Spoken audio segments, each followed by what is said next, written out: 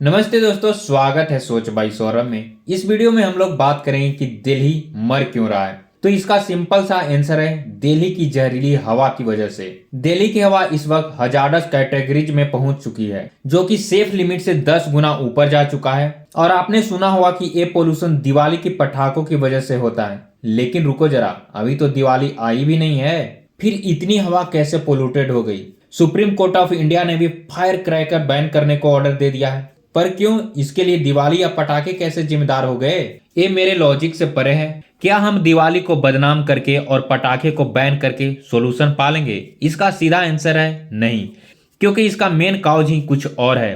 तो चलिए जानते हैं इसके जहरीली हवा का मेन कारण क्या है। लेकिन जरा रुको, कारण जानने से पहले इसका हमारे एज ए ह्यूमन बींग और हमारे इकोनॉमी पे क्या इफेक्ट पड़ रहा है ये जानते हैं, ताकि जब कारण पता चले तो शायद आप अपने हेल्थ और इकोनॉमी के बारे में सोचकर आप ज्यादा सीरियस ले सके इस एयर पोल्यूशन को। तो जिस हवा में अभी आप सांस ले रहे हैं, उस हवा को डॉक्टर मानते हैं कि 25 से 30 सिगरेट डेली पीने के बराबर है।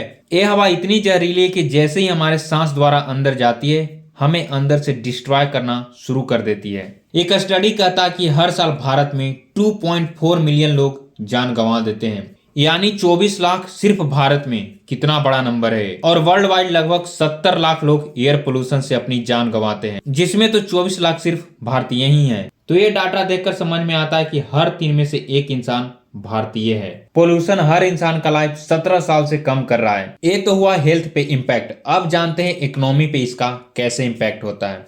भारत का पॉपुलेशन भारत का सबसे बड़ा स्ट्रेंथ बन सकता है अगर इसका यूज सही से किया जाए तो, क्योंकि हमारे ज्यादातर लोग 35 ईयर से कम एज के हैं, यानी यंग है, फिट है, काम कर सकते हैं और देश के ग्रोथ में मदद भी कर सकते हैं। लेकिन अगर कम एज में ही डिजीज होने लगे तो इससे प्रोडक्टिविटी घटेगी और हेल्थ कॉस्ट भी बढ़ेंगी, और साथ ही बाहर से आने वाले लोग की संख्या में भी कमी आएगी। टूरिज्म कम होगा, भारत का इंटरनेशनल इमेज खराब होगा। इस पोल्यूशन की वजह से मोस्ट पोल्यूटेड देश बनकर रह जाएगा। यानी पोल्यूशन की वजह से हमारी हेल्थ तो खराब हो ही रही है, साथ ही साथ देश की हेल्थ भी खराब हो रही है। अब जानते हैं पोल्यूशन के रीजन। तो ये फोटो देखो, इसमें दिखाया गया है कि पोल्यूशन आता कहां से है। इंडस्ट्री से, वेस्ट बर्निंग से, ट्रांसपोर्ट से, डस्ट से, डोमेस्टिक कुकिंग एंड हीटिंग से और डीजल जनरेटर सेट से, जहां सबसे बड़ा कंट्रीब्यूटर वेस्ट बर्निंग और ट्रांसपोर्ट है।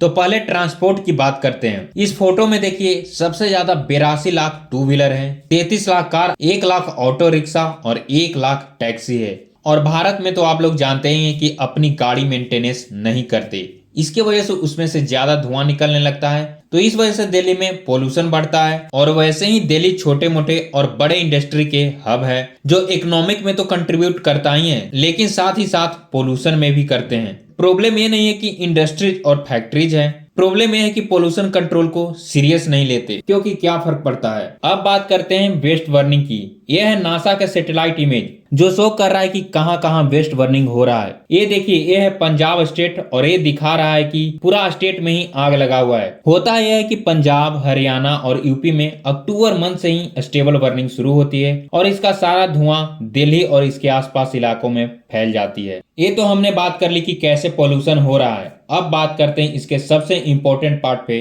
कि हम इसका सॉल्यूशन कैसे कर सकते हैं। तो दिल्ली का पब्लिक ट्रांसपोर्ट इतना भी बुरा नहीं है कि लोग प्राइवेट व्हीकल ज्यादा यूज करें। कनेक्टिविटी अच्छी है और काफी हद तक अफोर्डेबल भी है।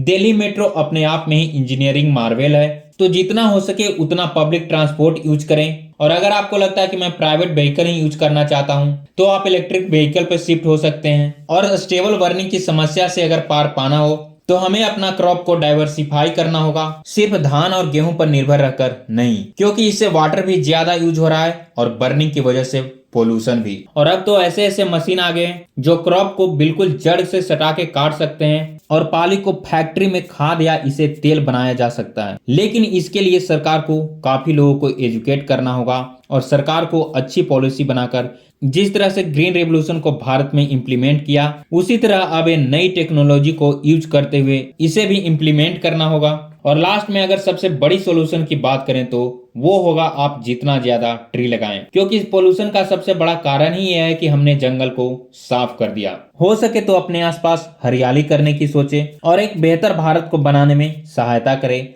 हर साल आप अपनी इच्छा के अनुसार पेड़ जरूर लगाएं। तो ये रही हमारी वीडियो, कैसी लगी ये जरूर बताएं और अच्छी लगे तो लाइक शेयर सब्सक्राइब जरूर करें ताकि हमें और भी ऐसे वीडियो बनाने के लिए मोटिवेशन मिलता रहे। Thank you for watching my video. जय हिंद, जय भारत।